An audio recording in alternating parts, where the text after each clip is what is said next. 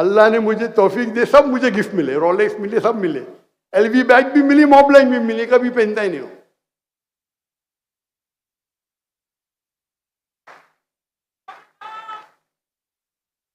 और ये लोग जो है ना, इनकी पहचान उनकी दौलत है।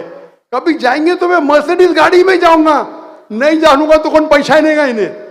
डॉक्टर जाकिर नाइक कुर्ते पैजामे में जाएंगे, माशाल्लाह सब लोग पहचान दे। ये सूट जो मैं पहनता हूं, मैं इसे पसंद नहीं करता हूं, लेकिन क्योंकि मैं गैर मुस्लिम में दावत देना चाहता हूं, सूट पहनना तो हराम नहीं है। और जो लोग जानते कभी मेरे होटल पे आएंगे तो देखिए मैं कुर्ते पजामे में, तो लोग शॉक हो जाते हैं।